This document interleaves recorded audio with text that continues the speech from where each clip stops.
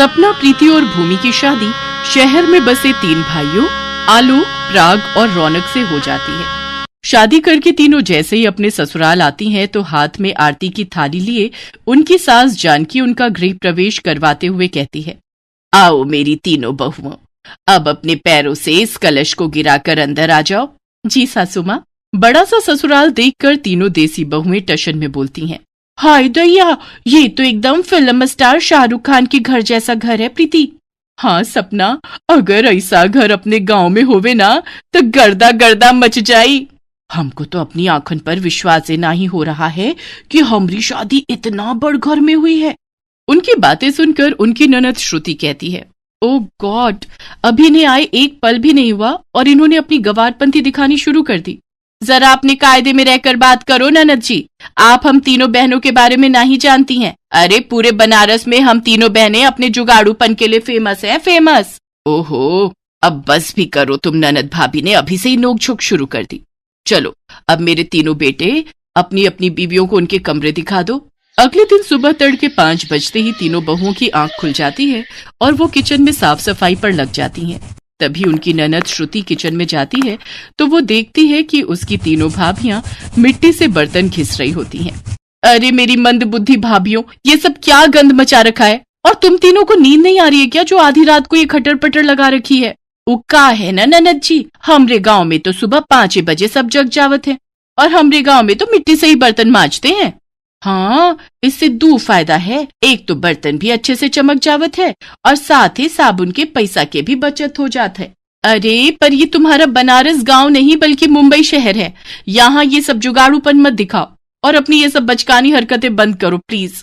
श्रुति तीनों जुगाड़ बहुओं को झड़प कर चली जाती है। ऐसे ही कुछ दिन बीत जाते हैं। एक रोज जब वो तीनों किचन में खाना बना रही होती हैं कि तभी सिलेंडर खत्म हो जाता है। अरे मोरी मैया, ये चूल्हा तो लगता है बिता गया। अरे बहू, रोटियां बन गई हो तो जल्दी से ले आओ। अरे बाप रे, अब क्या होगा? हमको जल्दी से अपना कौनो जुगाड़ लगाना होगा। तभी उनका ध्यान पूजा घर में रखी लकड़ियों पर जाता है। बस फिर क्या था, वो 4 ईंटें लेकर आती हैं और उसका चूल्हा बनाकर उसमें गर्मा गर्म रोटी बनाकर सबको खिलाती हैं। पता नहीं क्यों लेकिन कुछ धुएं धुएं की स्मेल आ रही है। सही कहा भैया। तभी उन सबकी नजर किचन में से निकल रहे धुएं पर जाती है। सभी दौड़ते हुए किचन में जाते हैं। अरे मेरी भोली बहू, जब किचन में गैस सिलेंडर है तो फिर तुम तीनों चूल्हा क्यों फूंक रही हो? सासू माँ, आपका सिलेंडर तो कब का बाय बाय बोल गया, इसीलिए हम जुगाड़ लगाकर चूल्हा जला लिए। वो सब तो ठीक है मेरी जुगाड़ू बहू, मगर तुम ये लकड़ियाँ कहाँ से उठा कर ले आई? सासू माँ, ये तो हम पूजा घर में रखी लकड़ियाँ लाए हैं। अपनी जुगाड़ू बहुओं की हरकतें देखकर जानकी कहती है, अरे बैल बुद्धि बहुओं, वो तो चंदन की लकड़ियाँ थी जिसे मैंने हवन के लिए मंगवाया था और तुमने चंदन की लकड़ियाँ रोटी सेकने में फूंक दी। ओहो, अब जो हो गया सो हो गया सासू माँ, अब हमको माफी दे दियो। इतना कहकर तीनों बहुएं माफी मांगकर मामले को ठंडा कर देती हैं। ऐसे ही समय बीतता है। फिर एक सुबह जब सब नाश्ता कर रहे थे तो गिलास में रखा जूस रौनक के फोन पर गिर जाता है और उसका फोन भीग जाता है।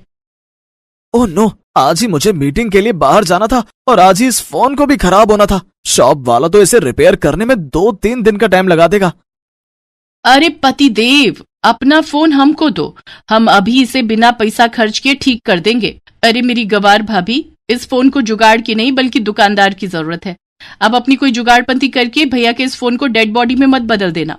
इसके बाद श्रुति उस फोन को कपड़े से पोंछकर कुछ देर धूप में रखकर फिर उसे चावल के कनस्तर में डाल देती है और ठीक 1 घंटे बाद फोन रौनक को देती है और टशन मारते हुए अपनी ननद से कहती है, क्या हुआ ननद जी, भेजा चकरा गया का हमार जुगाड़ देखकर? अरे वाह भूमि, तुमने तो सचमुच में 1 घंटे के अंदर ही मेरा फोन बिल्कुल ठीक कर दिया।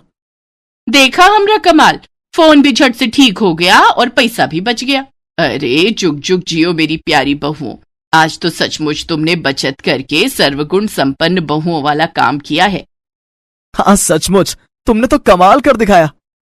रौनक और सास के मुंह से तारीफ सुनकर उन तीनों बहुओं को शह मिल जाती है। ऐसे ही एक दिन जब सपना वैक्यूम क्लीनर से घर की सफाई कर रही होती है तो अचानक से वैक्यूम क्लीनर काम करना बंद कर देता है। अरे मोरी मैया, ये बिजली से चलने वाला झाड़ू तो बंद हो ही गवा, अब क्या करें? जल्दी से कौनो जुगाड़ सोच सपना, ताकि अपना कामो बन जाए और हमरे पैसे भी बच जाए। सपना ये सोच ही रही होती है कि तभी उसका ध्यान अपनी सोसाइटी के पार्क में लगे खजूर के पेड़ पर जाता है। अरे वाह, क्या जुगाड़ू आइडिया आया है हमरे दिमाग में। सपना सोसाइटी के पार्क में जाती है और खजूर के घने पत्तों को तोड़ने लगती है कि तभी वहाँ गार्ड आकर गुस्से में बोलने लगता है। अरे ओ बॉडम औरत, इन पेड़ों को क्यों तोड़ने में लगी हुई हो? अरे ओ चौकीदार बाबू, अगर ज्यादा चबड़ चबड़ की ना तो हम देंगे तो को एक उल्टे हाथ का, समझे? और वैसे भी ये पार्क तो हर बाप का है का। गार्ड को 4 बातें सुनाकर सपना खजूर के घने पत्ते तोड़ लाती है और उन्हें लेकर घर आती है और उससे झाड़ू बनाकर तैयार करती है और झाड़ू लगाने लगती है। तभी जानकी गुस्से में तिलमिलाते हुए उस पर बिगड़ते हुए कहती है, क्यों रे सपना बहू, ये मैं क्या सुन रही हूँ? तू सोसाइटी के गार्ड से लड़कर आई है और ये तेरे हाथ में क्या है? सासू माँ, ये झाड़ू है जिसे हमने खजूर की टहनियों से बनाया है। अरे वाह सपना, तूने तो कमाल कर दिया, भाई मान गए तुझे, छा गई तुम तो। अरे चुप करो तुम तीनों, भला इतनी कंजूसी करके भी क्या फायदा? तुम तीनों की जुगाड़पंथी ना एक दिन सोसाइटी वालों के सामने हमारी धज्जियां उड़ाकर रहेगी। इस तरह तीनों जुगाड़ू बहुओं को घर वालों से खूब खरी खोटी सुननी पड़ती है। ऐसे ही वक्त गुजर जाता है। फिर एक सुबह प्रीति नाश्ता लेकर गुनगुनाते हुए अपनी ननद के कमरे में आती है। लगाई ले तू जब लिपस्टिक, जिला टॉप लागे ले, ओ जिला टॉप लागे रे। अरे ननद जी, ई लो नाश्ता पानी कर लो, दफ्तर खाली पेट ना ही जाना। हाँ, टेबल पर रख दो भाभी, अभी तो मैं अपने बाल सुखा रही हूँ। हेयर ड्रायर से अपने बाल सुखाने के बाद श्रुति नाश्ता करके ऑफिस चली जाती है, लेकिन उसी शाम काफी भयंकर बारिश होती है। अरे प्रीति, तुम मेरा वाला कुर्ता पजामा प्रेस करके रख देना, कल मैं ऑफिस वही पहन कर जाऊंगा। जी हमरे बलमा। इतना कहकर प्रीति अपनी ननद के कमरे में जाती है और उसका हेयर ड्रायर लाकर उससे अपने पति के कपड़े सुखाने लगती है। लेकिन तभी उसे तेज बिजली का करंट लगता है और वो चिल्लाते हुए कहती है, आरी मोरी मैया, मर गई रे मर गई, कौनो हमको तनिक बचाओ तो। सभी भागते हुए अंदर आते हैं और श्रुति जल्दी से बोर्ड का स्विच बंद करती है। अरे ये सब कैसे हुआ? प्रीति उसे सारी बात बताती है और श्रुति उन्हें खूब सुनाती है। भाभी, मैंने तुम्हें पहले भी समझाया था ना, आज अपनी बेवकूफियों की वजह से तुम्हारी जान तक भी जा सकती थी।